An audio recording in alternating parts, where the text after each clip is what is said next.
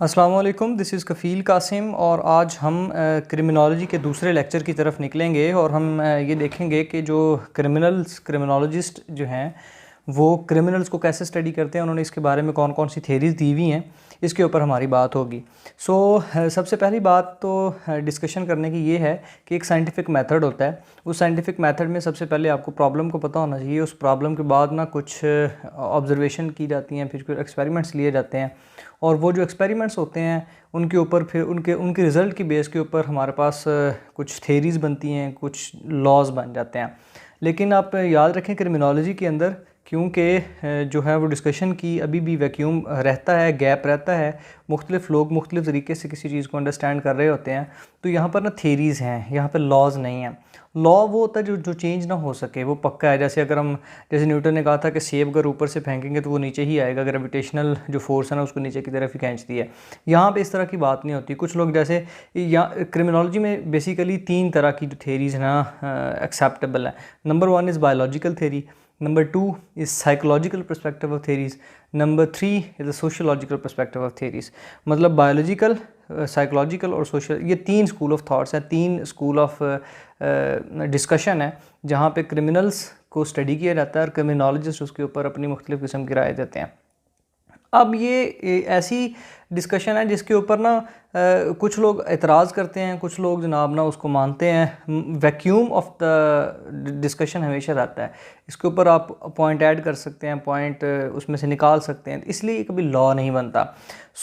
Coming toward the very first discussion, that is biological theory. Criminology में criminals में crime असल में लोग कमिट क्यों करते हैं, इसके ऊपर असल में ये थेरीज़ बनाएंगे। प्रॉब्लम ये है कि लोग क्राइम क्यों कमिट करते हैं, और जब ये पता लग गया कि प्रॉब्लम ये है, फिर उसके सोल्यूशन के बारे में जानने की कोशिश की गई। सोल्यूशन उस वक्त जाना जाता है जब आपको कुछ रीजंस का पता लग जाए।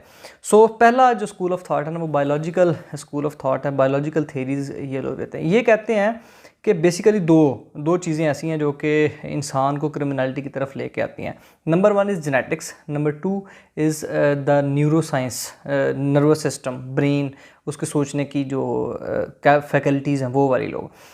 जीन्स आपने सुना होगा, जीन्स के पास इंफॉर्मेशन मौजूद होती है, और अगर किसी बंदे के जीन्स में ये इंफॉर्मेशन है कि वो क्रिमिनल है या वो डेविएंट है या वो नॉर्मल बंदों से अलग तरीके से एक्ट करेगा या वो नॉर्मली अपने फंक्शंस परफॉर्म नहीं कर सकता, वो सोसाइटी का नॉर्मल हिस्सा नहीं बन सकता, तो फिर सोसाइटी उसको जनाब ना क्रिमिनल कंसीडर करेगी। अच्छा, क्राइम सबसे पहले इसमें क्राइम क्या चीज़ है भला? क्राइम वो है जो आपके सोशल नॉर्म्स के ख़िलाफ़ हो, जो स्टेट ने लॉज बनाए हैं उनके ख़िलाफ़ हो। अब सम टाइम यहाँ पे शराब पीना गलत है, अमेरिकन में वेस्टर्न जो स्टेट्स हैं वहाँ पे शराब पीना गलत नहीं है, तो वहाँ पे उनके लिए क्राइम नहीं है। तो कुछ सोशल बाउंड्रीज होती हैं, लिमिटेशन होती हैं जिनकी बेस पे हम ना किसी भी चीज़ को क्राइम कहेंगे। और इसी तरह फिर अगर आप 2 ट्विन्स हैं उनको स्टडी कर लें, उनको ट्विन्स हैं, अगर उनके पास जीन्स ऐसे हैं जो कि वो क्रिमिनलिटी की तरफ निकलेंगे, तो फिर जो अगर आप उनको डिफरेंट जगहों के ऊपर रह के उनकी आप ब्रिंगिंग शुरू कर देंगे तो वो डेफिनेटली जो क्राइम रिलेटेड एक्टिविटीज़ हैं ना वो अपनी शो करेंगे एज़ कम्पेयर टू दोज जो सिबलिंग्स हैं मगर वो ट्विन्स नहीं है, अगर उनके पास इतनी इन्फॉर्मेशन मौजूद नहीं है तो। Second is brain. ब्रेन देखें आपकी सारी की सारी एक्टिविटीज़ को कंट्रोल कर रहा होता है। बायोलॉजिस्ट भी यही कहते हैं और जो न्यूरो साइंटिस्ट हैं वो भी यही कहते हैं कि ब्रेन बेसिकली कंट्रोल सेंटर है। अगर उसमें कुछ अब उसके कुछ हिस्से हैं जो आपके फियर्स को, जो आपके इमोशंस को, आपकी फीलिंग्स को, आपकी लर्निंग कैपेबिलिटी को, ये ना मुख्तलिफ़ चीज़ों को कंट्रोल करते हैं। अब आपने देखा होगा कि कुछ लोग मैथ्स में अच्छे होते हैं, कुछ लोग साइंस में अच्छे होते हैं, कुछ लोग लिटरेचर में अच्छे हैं, कुछ शायरी बहुत अच्छी कर लेते हैं, किसी का किसी जगह पे दिमाग बहुत तेज़ चलता है, कुछ लोग इंजीनियरिंग में अपने शाहकार दिखाते हैं। मतलब मुख्तलिफ़ लोगों के मुख्तलिफ़ कलर्स होते हैं।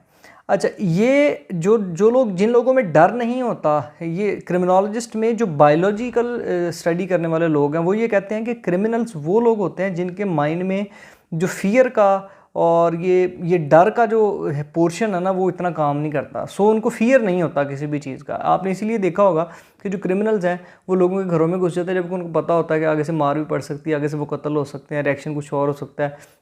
लॉ इन्फोर्समेंट एजेंसीज़ जो हैं वो पुलिस जो है या इस तरह के जितने भी डिपार्टमेंट्स हैं उनको ख़तरा उनके लिए ख़तरा पैदा कर सकते हैं, लेकिन वो कहते हैं देयर इज़ नो इशू। वो रात के अंधेरे में लोगों को मारते हैं, कत्ल होते हैं, कत्ल करते हैं, ये मतलब उनकी सारी जो फीलिंग्स वाला पोर्शन होता है ना, अकॉर्डिंग टू दिस थेरी वो पोर्शन ना उनके लिए बंद रहता है। Second is psychological school of thought, psychological theories. Psychological theories ये कहते हैं कि इंसान की जो सोचने की ताकत है ना, बेसिकली वो उसको क्रिमिनलिटी की तरफ लेके जाती है और वो क्राइम कमिट करता है, वरना उसके पास ऐसी कोई भी चीज़ मौजूद नहीं है। और इसके अलावा कि account for the social sciences, social issues.